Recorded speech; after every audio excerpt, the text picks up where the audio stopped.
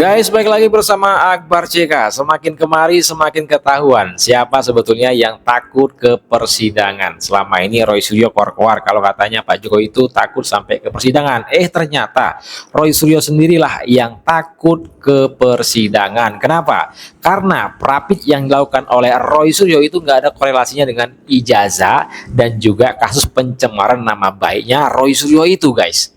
Kenapa? Karena isi prapitnya Roy Suryo itu soal pencekalan dan juga soal penangkapan kepada Roy Suryo dan Tipah beberapa waktu yang lalu. Fix, Roy Suryo ini mengulur-ulur waktu bagaimana caranya agar tidak sampai ke persidangan. Nah, kita akan dengarkan tanggapan dari pengacaranya Pak Jokowi dan juga ada respon dan terakhir ada praktisi hukum Diolipa Yumaira soal penangkapan Roy Suryo itu sudah tepat ya sesuai prosedur atau tidak. Langsung aja kita saksikan videonya berikut ini. Juni 2026 dan satu lagi adalah kami ingin ada kepastian hukum terkait status pencekalan terhadap Mas Roy yang selama ini diberlakukan oleh Polda Metro Jaya melalui imigrasi. Sehingga menjadi pertanyaan bagi kami dan ini akan menjadi salah satu materi di dalam permohonan pra peradilan adalah apa urgensi hukumnya? Penyidik melakukan penangkapan pada tanggal 19 Juni tersebut pagi hari lagi, ya. Kami tidak mengulur-ulur waktu untuk proses pemeriksa atau proses persidangan pokok perkara ijazah palsu Presiden Joko Widodo di Pengadilan Negeri Jakarta Timur. Terhadap permohonan pra peradilan, maka harus menunggu putusan pra peradilan. Persidangan itu harus menunggu keputusan pra peradilan, kan? Katanya nggak ngulur-ngulur waktu. Emang kalian nggak ngulur-ngulur waktu, tapi lagi cari cara bagaimana caranya agar tidak nyampe ke persidangan. Udahlah ya, masyarakat walaupun banyak yang nggak ngerti soal hukum, udah tahu lah tujuan kalian tuh kemana, ya kan? Saya coba disinyalir di sini adalah jangan-jangan ya, ini namanya kita dugaan, namanya berperkara kan perlu memprediksi hal-hal yang terburuk sekalipun gitu ya. Mereka memanfaatkan sebuah ketentuan di KUHP baru yang menyatakan pra peradilan itu bisa menunda pemeriksaan pokok perkara. Ya, di zaman sebelum ada KUHP baru, pra peradilan itu tidak menghentikan. Artinya kalau perkara ini sudah mulai disidangkan, maka pra peradilan sendiri gugur. Nah, kebetulan di ketentuan KUHP baru, pra peradilan ini justru sebaliknya menyebabkan pemeriksaan pokok perkara tertunda. Nah, kami mencurigai mengakibatkan pemeriksaan pokok perkara tertunda, jelas ya. Ini juga mungkin strategi ke arah sana karena kalau dari segi manfaat terkait dengan pihak penyidik kan sudah selesai kepolisiannya. Sekalipun menurut kami cara pandang itu pun keliru karena di dalam ketentuan peralihan KUHP baru jelas dinyatakan seluruh penyidikan dan penuntutan yang sedang berlangsung saat berlakunya KUHP ini tetap diselesaikan berdasarkan KUHP lama. Nah, karena pra peradilan ini berkaitan dengan upaya-upaya penyidik dalam penyidikan, baik upaya paksa sekalipun ya, tapi bagaimanapun ini masih yang dibahas terkait dengan proses penyidikan. Karena itu menurut kami yang berlaku adalah KUHP lama, di mana proses peradilan tidak menunda proses pemeriksaan pokok perkara. Kan sebenarnya dengan tetap menghormati hak hukum yang dilakukan oleh para tersangka, saya berpandangan kok agak berlebihan, apalagi perkara ini sudah dilimpahkan ke kejaksaan gitu ya.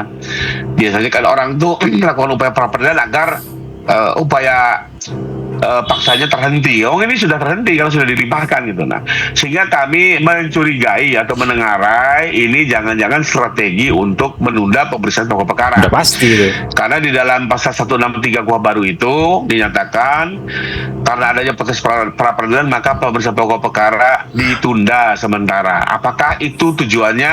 Ya kembali lagi waktu yang akan menjawab. Justru kalau saya lihat sih selama ini dalam penyidikan hampir setahun lebih, saya justru berpendapat para penyidik ini lebih akomodatif kepada para tersangka gitu ya. Apa-apa dirutin.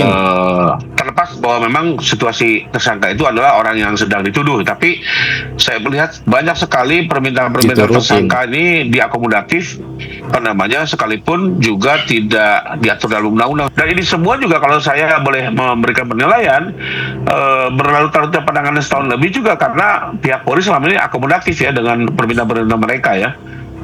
yang membuat perkara akhirnya berjalan lambat. Artinya polisi sendiri sudah memberikan selain menjalankan hak-hak hukum para tersangka juga mengikuti kemampuan. Nah sekarang kalau di ujung tahu-tahu dilakukan pra peradilan, buat saya kok agak berlebihan. So terlihat malah selain ada perlakuan istimewa ya, dulu kenyataannya juga tidak pernah bermalam di tahanan, tapi kemudian juga ini ternyata masih digugat ke pra peradilan, ya itu yang sangat justru berlebihan. Apalagi persoalan ini kan sebenarnya sudah berakhir ya, karena seiring dengan dilimpahkan ke kejaksaan, maka dengan demikian upaya paksa pun juga sudah terhenti.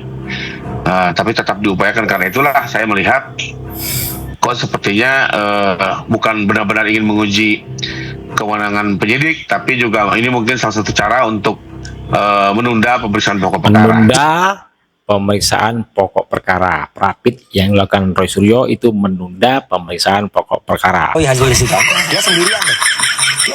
Dia nggak boleh didampingi kuasa hukum apapun gitu loh, karena dia harus hadir. Mulai dari hari pertama dia hadir, karena kalau dia tidak hadir fisik ya, tidak hadir fisik di hari pertama, maka persidangan harus dinyatakan gugur. Emangnya siapa ente ya, lebih-lebih hakim ya kan, Jokowi harus datang sendiri di persidangan. Jadi kalau ada bohir seperti saya jelaskan kemarin, bohirnya modal 100 juta rupiah bisa membawa orang. Roy Suryo sebagai narasumber penghasil hoax, produsen hoax, ya dipanggil ke podcast, ke TV, baik Zoom maupun live di studio, ya penghasilan bisa itu 1 juta sampai 2 juta sehari. Nah, siapa yang bergantung sama Roy Suryo itu? Itulah konten-konten kreator yang banyak itu. Ya, saya sudah sebutkan 3 tadi. Ya, dapatlah mereka 30 juta, 50 juta, ada sampai 100 juta lebih sebulan. Ya, kalau nggak ngangkut kasus ini, ya nggak makan mereka. Ya, jadi survival mereka ya sebagai konten kreator bergantung pada isu ini. Berikutnya, setelah itu ya cheerleader yang saya bilang itu yang datang-datang ke Polda maupun kejaksaan kemarin, ya hanya dibayar 100.000 rupiah, datanglah mereka.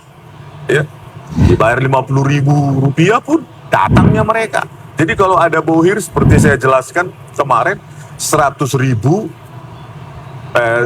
bohirnya modal 100 juta rupiah bisa membawa orang 1.000 orang gitu. Jadi jangan kalian naif. Jadi teman-teman, kalau saya nangkap apa yang dimaksud oleh si Rismon ini, ya kan, kasus ini sengaja dipelihara oleh gerombonya si Roy Suryo. Karena kenapa? Karena di situ menghasilkan, ya kan? Betul juga kata si Rismon. Contohnya aja nih seperti sekarang Roy Suryo Rapid, tujuannya adalah ya mengulur-ngulur ya. Semakin diulur, semakin panjang ulurannya, ya kan, semakin panjang kasus ini nggak selesai-selesai. Roy Suryo ke sana kemari, dipanggil podcast sana podcast ini, televisi sana televisi ini, kan ngalir uangnya kan. Tapi kalau seperti itu memang betul juga ya kan, karena dari mana pemasukan mereka kalau nggak dari situ guys. Betul juga apa kata si Rismon, ya kan. Waduh.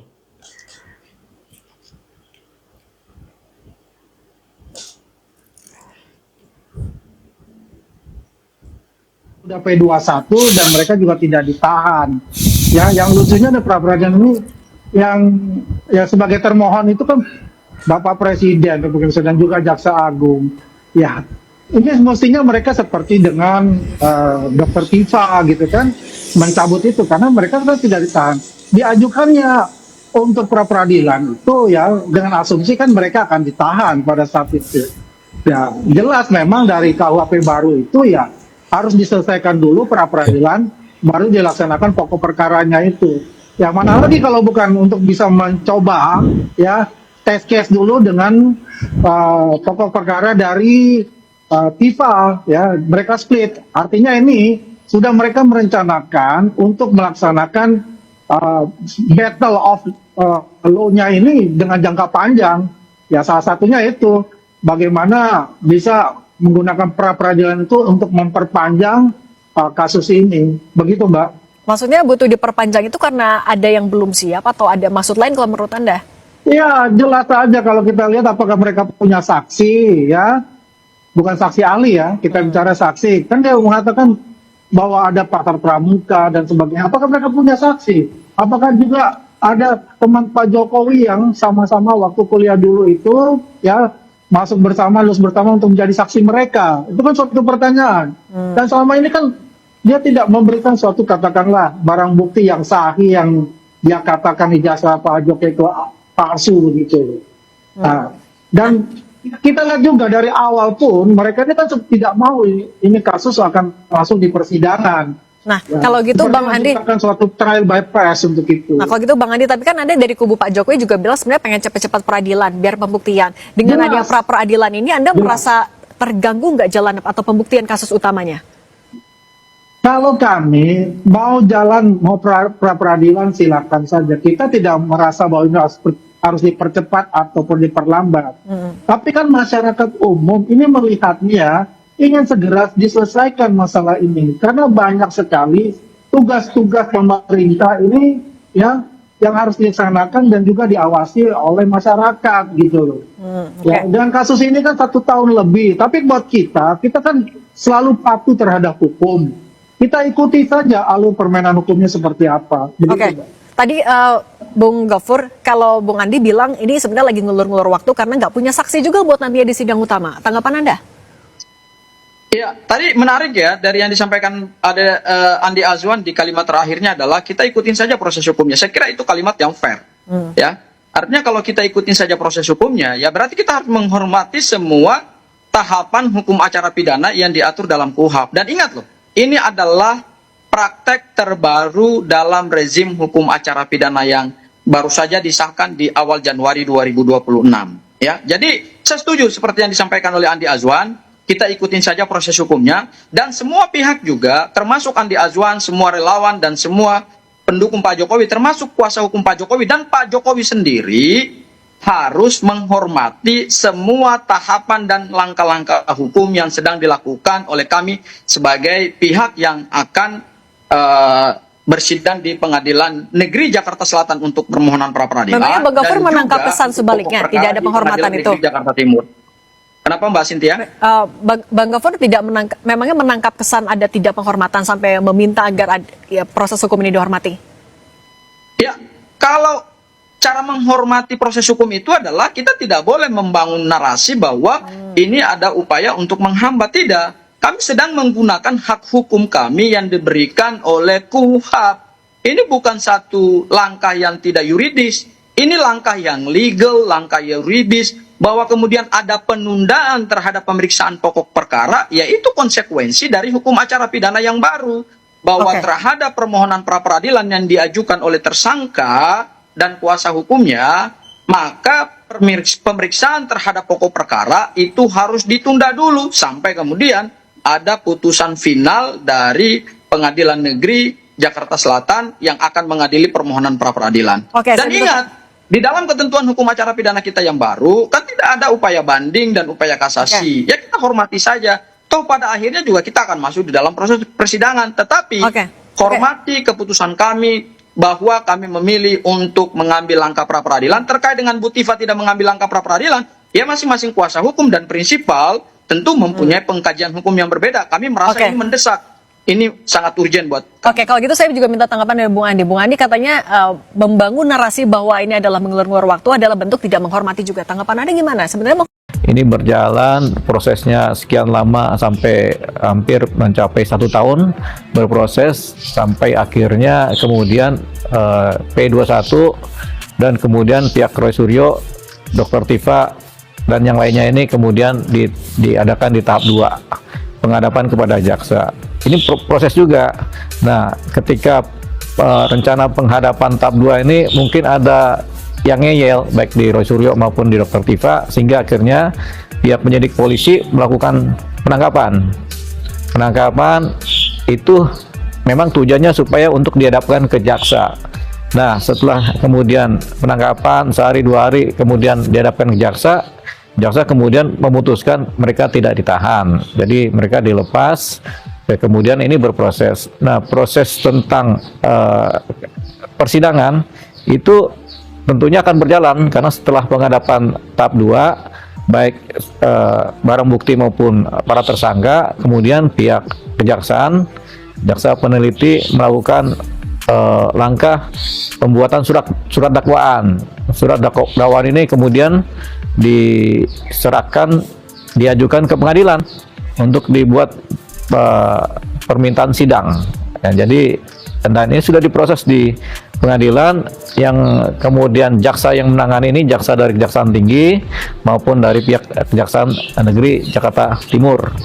Nah, dua tim ini atau menjadi satu tim ini di bawah supervisi Kejagung kemudian melakukan permohonan untuk sidang kan. Nah, sudah diterima oleh pihak Pengadilan Negeri Jakarta Timur, kemudian diajukanlah untuk sidang. Nah, untuk Dr. Tifa sidang tanggal 2 Juli sudah disampaikan oleh pihak pengadilan. Sementara untuk Roy Suryo diberi kesempatan karena Roy Suryo melakukan upaya pra peradilan.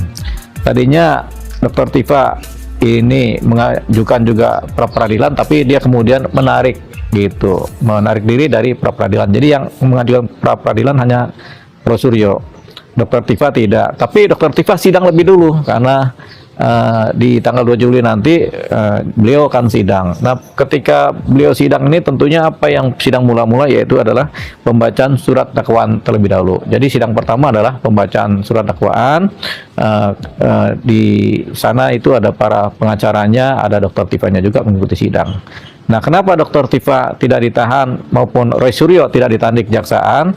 Karena memang ini adalah kebijakan dari pihak kejaksaan sendiri, gitu. Tapi tidak geser dengan kata praktik sendiri, ya kan, pihak dari kuasa hukum karena ada indikasi cara penangkapan itu sudah SOP, dianggap sudah kayak G30 S4 PKI, dan akhirnya dia mengajukan praktik sendiri. Abang melihatnya gimana? Ya, setiap penangkapan tentunya sudah sesuai dengan tata cara proses penangkapan kan. Penangkapan itu ada penangkapan dengan paksaan, ada penangkapan dengan halus, ada penangkapan dengan kasar, gitu. Jadi itu sudah model-model penangkapan dan itu bagian dari penangkapan. Yang penting ada surat hukumnya, yaitu surat penangkapan, gitu. Atau surat jemput bawa atau surat jemput paksa. Asal ada surat perintah yang seperti itu, penangkapan itu legal formal, kecuali penangkapan dengan upaya lakukan pembunuhan, sembari menangkap sembari dimatikan, itu bukan penangkapan kan, namanya pembunuhan. Tapi penangkapannya begitu. Kadang-kadang penangkapan itu pakai juga senjata yang legal yang diberikan kepada pihak polisi. Kadang-kadang sembari menangkap orangnya lari ditembak kakinya kan begitu. Jadi itu udah bagian dari penangkapan. Gitu. Banyak juga kan kasus-kasus yang kriminal berat yang kemudian penangkapannya karena si tersangkanya melarikan diri tembak gitu kan. Tapi kalau tidak melarikan diri ya terukur gitu. Penangkapan terhadap Roy Suryo maupun Dr. Tifa itu memang penangkapan yang terukur. Jadi tidak seperti yang mereka gembor-gemborkan mirip PKI, tidak gitu ya. Penangkapan begitulah gitu. Kadang malam hari, kadang subuh-subuh, kadang pagi hari, kadang siang hari, kadang sore hari, tergantung posisi si yang mau ditangkap ada di mana gitu. Untuk penekanan bahwa dia tidak dapat surat perintah atau surat panggilan tahap 2 di lembaga kejaksaan, tahu-tahu dia diambil lah bahasanya atau Enggak, itu sudah ada surat-suratnya. Jadi nggak ada penyidik itu yang tanpa surat. Semua mereka bertindak dengan surat. Kalau penyidik sudah berangkat menangkap, berarti sudah ada surat perintah penangkapan. Kalau penyidik mau tahap 2 penghadapan, berarti udah ada surat perintah untuk penghadapan, surat-suratnya. Itu dulu yang dibikin oleh penyidik. Jadi penyidik zaman sekarang nggak seperti zaman dulu. Penyidik zaman sekarang itu tanpa adanya surat-surat, mereka tidak akan bekerja, tidak akan berjalan. Nah, kalau mereka sudah bekerja, itu artinya sudah ada surat-surat lengkap yang mereka punyai. Tapi bicara kepekerjaan seorang penyidik dan akhirnya sampai di rutan Mapolda untuk perobatan kesehatan untuk di lembaga kejaksaan. Profonta itu mantan Kapolri bahwa ada SOP lagi yang harusnya bisa dokternya didatangkan, tidak duduk harus di Kata siapa? kata Ogosin. Pak Kapolri. Iya. Ini Pak Wakapolri ini mantan ini seringkali salah ini dalam mengira ini kan. Jadi nggak usah terlalu dianggap apa pembahasannya ya. Jadi semua yang mau ditahan, semua yang ditangkap itu biasanya itu mengikuti prosedur pemeriksaan kesehatan begitu, supaya apa, ketika ditahan dalam keadaan sehat, dalam keadaan baik begitu. Jadi apa yang dilakukan pihak penyidik kepolisian sudah sesuai prosedur, karena semua yang ditangkap, semua yang ditahan, yang mau ditahan itu selalu harus periksa kesehatan terlebih dahulu begitu. Jadi itu dia. Jadi dalam posisi demikian kita beranggapan penyidikan dari pihak Polda dan proses pemeriksaan kesehatan itu sudah prosedural begitu. Tapi pengaruh nggak sih Bang dengan dia mengajukan prapit dengan proses yang akan disidangkan? Ya kan, prapit kan boleh aja. Jadi baik tersangka, baik korban boleh mengajukan prapit kan terhadap perkaranya begitu. Jadi apapun juga modelnya, prapit itu boleh. Tinggal apakah prapit itu sesuai dengan sasaran, apakah prapit ini berbicara tentang kejanggalan proses, itu akan dituangkan dalam dokumen-dokumen gugatan prapit begitu. Tapi kita lihat di kasusnya Roy Suryo ini, kita nggak dapat itu kejanggalan-kejanggalan yang dibuat oleh pihak penyidik ya. Jadi memang kemungkinan besar prapitnya mereka, Roy Suryo, akan ditolak. Yang gitu. Oke, tapi kan alasan dari kuasa hukum termasuk PPH bilang dia bukan karena wajib lapornya 30 hari baik, kan, terus tidak kemana-mana dia. Ya. Kok bisa dikatakan dengan cukup paksa gitu Bang? Ya, karena hari Kamis harusnya hadir kan, kalau wajib lapor itu kan Senin Kamis itu biasanya kan, gitu. Atau ada panggilan yang kemudian diabaikan oleh si pihak Roy Suryo kan. Jadi karena harusnya hari Kamis itu dia datang ke kejaksaan, ternyata nggak nongol, ya hari Jumatnya ditangkap dulu dah supaya dihadapkan di hari Senin gitu. Tapi masih juga dugaan bahwa saat di malam sebelum penangkapan dia juga sempat punya agenda yaitu di Bandung. Itu ngaruh nggak sih Bang dengan penangkapan dia seperti itu? Ya, nggak ada pengaruhnya. Yang penting pihak penyidik polisi tahu lokasinya si Roy Suryo. Apakah di Bandung, apakah di Jawa, apakah di mana? Yang penting tahu dulu. Kalau tahu ya sudah gitu, tinggal ditangkap kan gitu. Jadi itu dia. Jadi prosedur penangkapannya Roy Suryo sudah sesuai dengan kaidah-kaidah. Proses penangkapan Roy Suryo sudah sesuai dengan prosedur atau kaidah-kaidah penyidikan yang diatur dalam KUHP. Namun kan tadi hakim menentukan itu Bang dengan dia mengajukan satu Ya. benar atau salahnya. Terindikasi kalau dia salah, tetap proses berjalan. Tapi kalau dia benar, gimana nih Bang? Ya tetap ketika proses hukumnya kemudian sudah masuk ke wilayah persidangan, sudah ke kejaksaan, kan kewenangan sudah di tangan jaksa. Yang digugatkan kewenangan waktu di tangan penyidik polisi kan. Jadi ya itu paling sifatnya normatif begitu, karena tidak substansif yang mereka gugat prapitnya kan. Jadi harusnya kalau mereka gugat prapit itu kumulatif, baik semenjak proses di wilayah penyidikan polisi sampai kepada pindah kewenangannya di wilayah kewenangan kejaksaan, itu mereka gugat tuh aspek formalnya. Tapi kita nggak tahu isi gugatan prapitnya dari pihak Roy Suryo bagaimana. Tapi yang jelas Dr. Tifa dan pengacaranya mungkin karena sudah merasa ini akan sia-sia, mereka kemudian tidak jadi melakukan gugatan pra-peradilan. Mereka langsung kepada pokok perkara, pembahasan tentang persidangan pada pokok perkara, yaitu kasus pencemaran nama baik. Memang juga dari pihak dari Dr. Tifa juga kemarin juga bicara itu, malah dia berterima kasih kejaksaan tidak menahan dia, makanya dia tidak akan mengajukan prapit, tetap fokus di persidangan Pak. Itu juga ada argumentasi dua lawyer ini, ada dua kubu ini kecapau sih dalam konteks hukum dia masing-masing Pak. Ya, setiap subjek hukum yang dibela itu kan ada pengacaranya. Baik Roy Suryo ada pengacaranya, baik Dr. Tifa ada pengacaranya, dan yang lainnya pun ada pengacaranya masing-masing, sehingga strategi ini kemudian beralih dari strategi para subjek hukum tadi menjadi strategi dari para pengacaranya. Mana yang paling baik buat kepentingan kliennya, setiap tim pengacara punya argumentasinya, punya dasarnya. Jadi perbedaan antara pengacaranya Roy Suryo dengan pengacaranya Dr. Tifa tidak mesti menceritakan mengenai pecah kongsi. Tetap mungkin dalam satu kongsi yang sama, tapi strateginya yang berbeda. Tapi itu dari pihak si Dr. Tifa malah dia menjabarkan benar-benar tragis dalam proses penangkapan dia loh. Ya. Poin-poin ini kan apalagi dia punya bukti fakta, kenapa kok dia tidak mengajukan prapit juga? Ya, makanya kan mereka pihak pihak Dokter Tifa dan pengacaranya punya pandangan sendiri bahwasanya itu memang proses penangkapan yang sudah legal kan. Jadi kalau mereka gugat juga percuma, ngabisin waktu kan, sama mungkin hasilnya adalah kesia-siaan. Jadi mereka lebih fokus pada pembelaan gitu. Jadi perbedaan strategi antara pihaknya pengacara Suryo maupun pihaknya Dokter Tifa. Dua-duanya punya kepentingan. Satu masih ingin menyelamatkan dengan cara lain, satu dengan cara lain lagi. Tapi kalau dibilang pecah kongsi, memang kongsinya memang udah beda. Kongsinya Roy Suryo dengan pengacaranya, kongsinya Dokter Tifa dengan pengacaranya.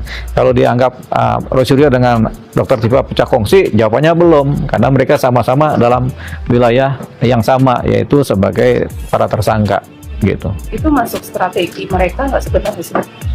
Ya, strategi masing-masing.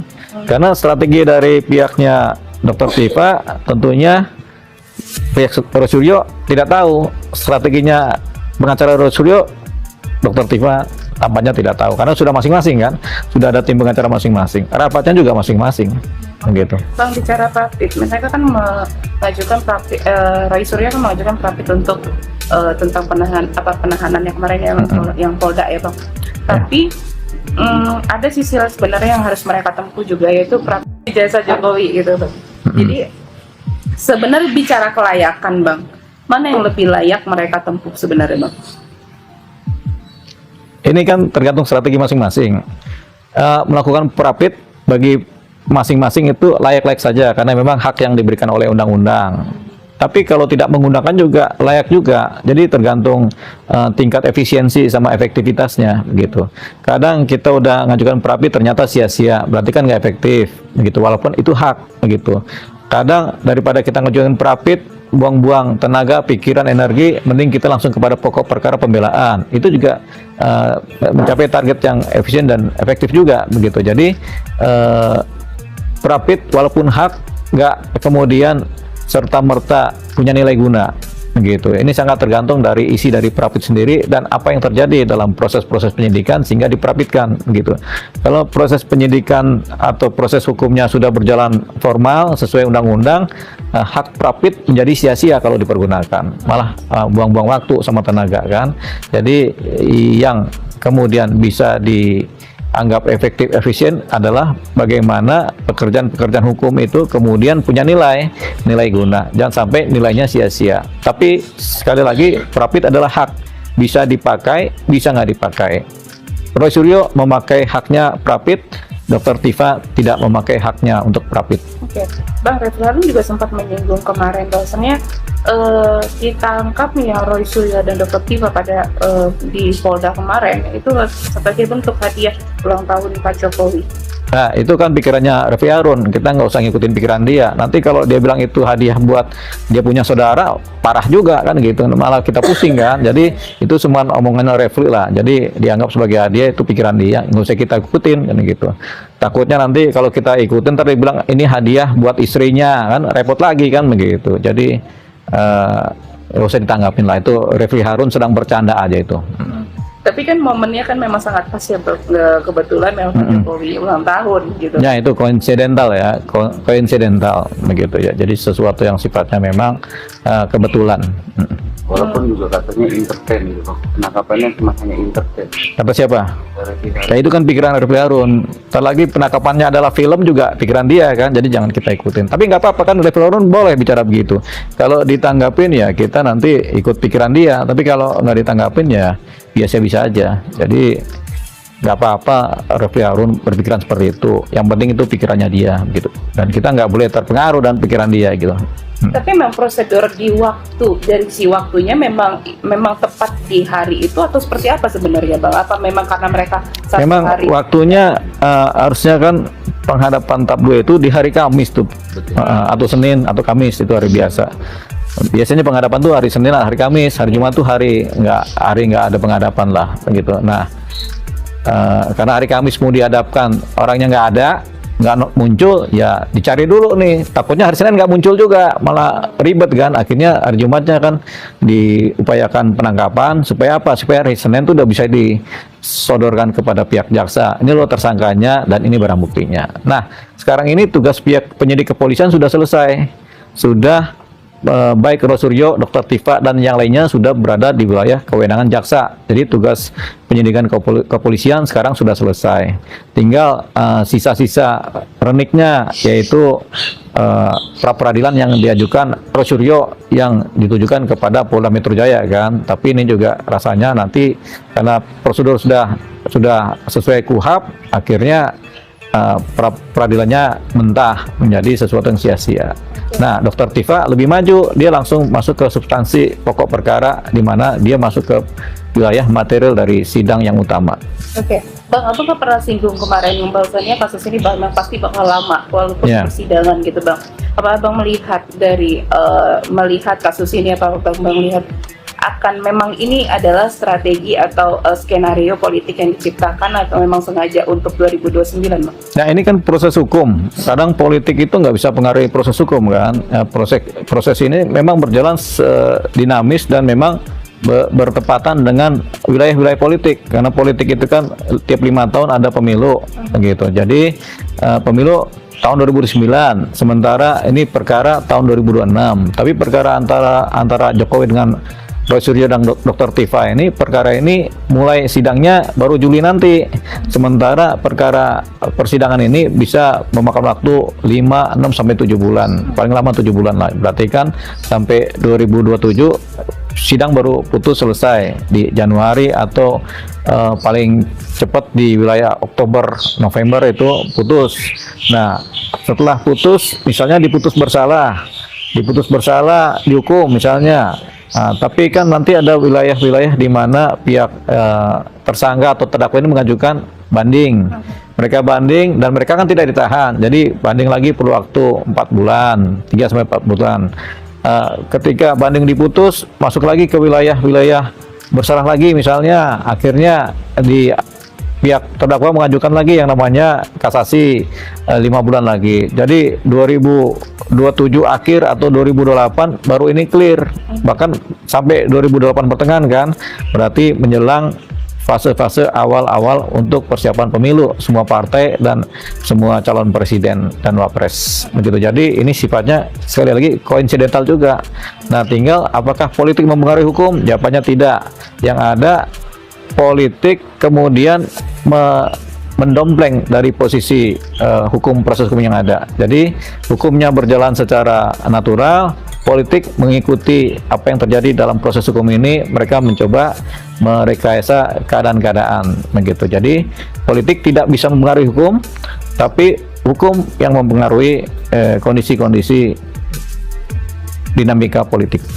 Ada juga analisa atau ahli pidana atau konteks ini skor 31 dari pihak Jokowi dapat 3. Dan kata siapa? ahli pidana melihat sorotan ini, Bang.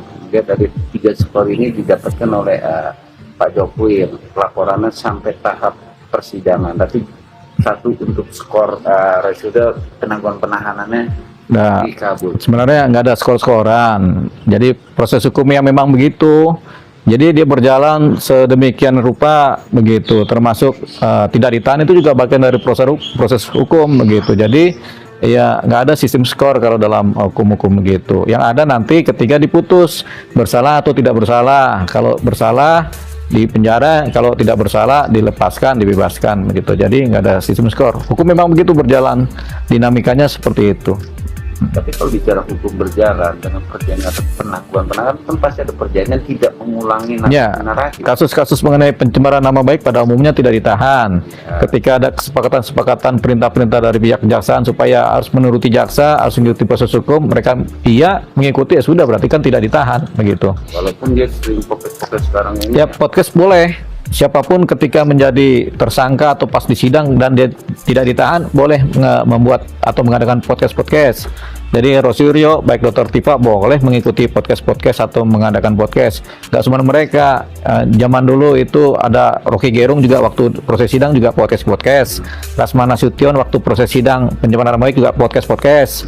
Hampir semuanya juga yang nggak ditahan podcast saja semua kerjanya begitu. Jadi nggak ada yang melarang itu. Kenapa? Karena ada satu asas, yaitu asas praduga tidak bersalah sampai ketika putusan pengadilan berkekuatan hukum tetap. Walaupun narasinya memojokkan penyidik dan ya memang begitulah, alam demokrasi kita membolehkan itu. Nah, inilah video kita kali ini. Silahkan ketik komentar kalian di kolom komentar ya guys. Gimana pandangan kalian soal Prapitnya Roy Suryo ini? Apakah Roy Suryo ini memang sengaja mengulur-ngulur ya agar nggak sampai ke persidangan atau apa ya? Semua sudah jelas. Respon dari kuasa hukum Pak Jokowi begini. Prismon bicara begini. Dan juga yang terakhir Diolipa Yumaira ya menanggapi proses penangkapannya Roy Suryo dan Tipa itu sesuai prosedur apakah tidak sesuai prosedur. Silakan ketik komentar kalian di kolom komentar. Saya Akbar CK undur diri, jumpa lagi kita di next video. Assalamualaikum, bye bye.